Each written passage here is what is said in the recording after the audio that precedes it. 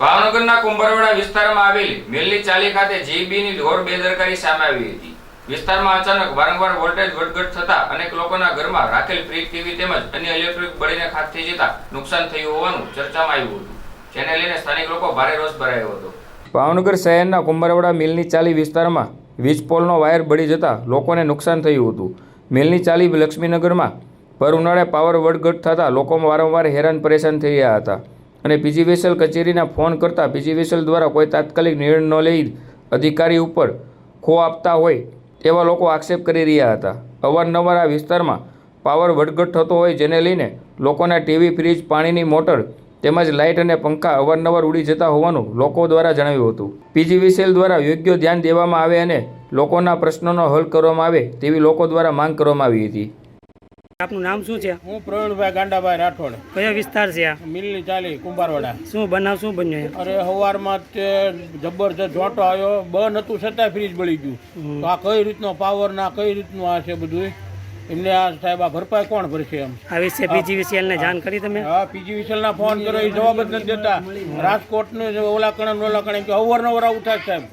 ના બે થાંભલામાં તો લોચો છે સાહેબ। જો આ ને અમે અવારનવાર ફરિયાદ કરી છે। આ લીમડાની બાજુમાં જે રહ્યું ને ત્યાં જ સાહેબ ભડાકા થાય। જો આ રહ્યું ને અવારનવાર મારા ઘરે તો અવારનવાર થાય છે। અને આ સબસ્ટેશન કેટલું નુકસાન થયું તમારે? કેટલું નુકસાન થયું સાહેબ? ફ્રીજ બળી ગયું, મોટર બળી ગયા, મારા પંખા બળી ગયા સાહેબ। મારું કારખાનું છે પાટીનું સાહેબ, અત્યારે બંધ છો સાહેબ।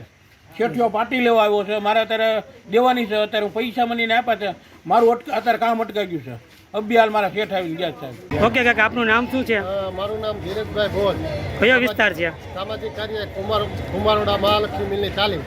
શું બનાવ શું બન્યો? વહેલી સવારે 6 વાગે 6, 6:30 ના ગાળામાં લાઇટ વહી ગઈ, બરોબર, ધડાકા સાથે વહી ગઈ। એમાં લોકોના ફ્રીજ, ટીવી, ટીવી, મોટરો આવી જેવી અનેક લોકોના વિસ્તારની અંદર લોકોને બળી ગઈ, બરોબર। અને સવારે 6:30, 7 વાગ્યાના ફોન કરતા હતા। આ લોકો માત્ર જવાબ અને ફોન કે અમે હલકા ઝોનમાં કરતા હતા કે એનો કન્વર્ટ થઈ ગયો રાજકોટ લાગે।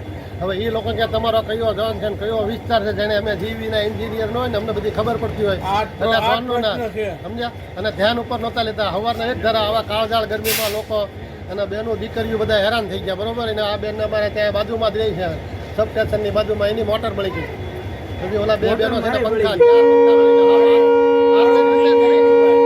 આર્થિક રીતે ગરીબ માણસ છે બિચારા, ટકનું લાવીને ટકનું ખાય છે। અને અત્યારે આવો એક મોંઘવારીનો માર, એમાં પૂરો લાઇટનો માર, તો આના માટે કરવાનું ન। જીબીમાં કોઈ અધિકારી આમ જ્યારે બેરા કને સાંભળતા નથી, એવી વાત થઈ।